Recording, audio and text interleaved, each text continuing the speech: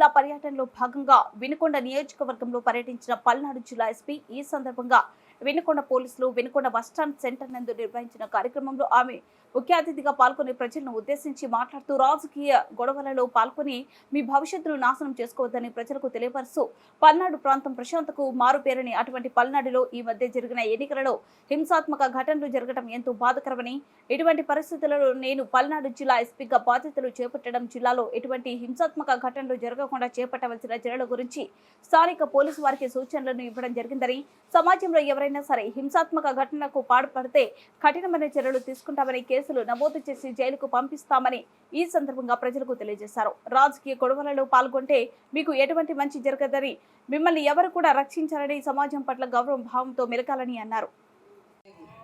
Palnadu district లో ఒక చిన్న గొడవ కూడా అయితే కేసు ఉంటుంది అండ్ జైలుకి పోతారు, అంతే. ఆ పరిస్థితి ఇప్పుడు వచ్చింది. సో ఇప్పుడు ఆలోచించండి, మీకు ఏం కావాలి? ఇట్లా ఉండాలా? వేరే వాళ్ళ కోసం మీ జీవితం నాశనం చేయాలా? ఏం కావాలి మీకు? ఇక్కడ చాలా మంది పెద్దవాళ్ళు కూడా ఉన్నారు, చాలా మంది ఊరు నుంచి వచ్చి కూడా ఉంటారు. మీరు వెళ్ళి మీ ఏరియాలో, మీ ఫ్యామిలీలో, మీ ఊరిలో దీని గురించి మీరు కూడా చెప్పాలి. అన్నెసెసరీగా జీవనం నాశనం ఎవరిది ఉండకూడదు. ఎవరు మారుకుంటే మీరు వాళ్ళకి గైడెన్స్ ఇవ్వాలి.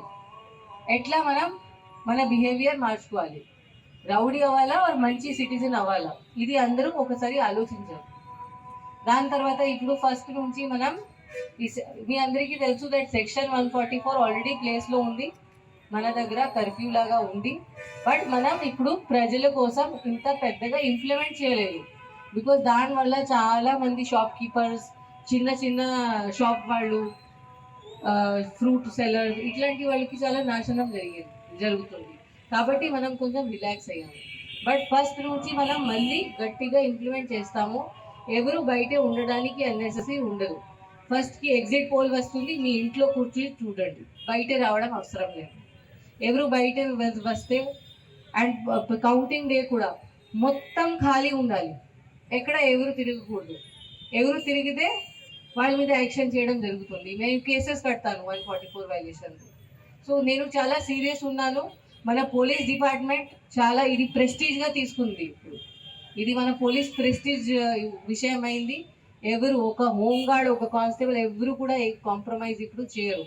మనమందరం ఒక టీమ్గా ఫామ్ అయ్యాము. మన పర్పస్ ఇప్పుడు ఏముంది కి మనం లా అండ్ ఆర్డర్ మెయింటైన్ చేయాలి. మనందరికీ తెలుసు, గత 10 రోజులుగా పోలీస్ డిపార్ట్మెంట్ అహర్నిశలు శ్రమించి ఎలక్షన్ సందర్భంలో చిన్నపాటి లా అండ్ ఆర్డర్ ఇష్యూ వచ్చింది. ఆ తర్వాత ఎలక్షన్ కమిషన్ వారు ఈ అశాంతిని పట్టాపంచలు చేసి ప్రజలలో పోలీస్ డిపార్ట్మెంట్ పట్ల ఒక అభిమానాన్ని, పల్నాడు యొక్క పాత చరిత్రని తిరిగి తీసుకురావడానికి ఎవరు ఉన్నారా ఒక సమర్థమైన పోలీస్ అధికారాన్ని గుర్తించినప్పుడు శ్రీమతి మల్లికా గారికి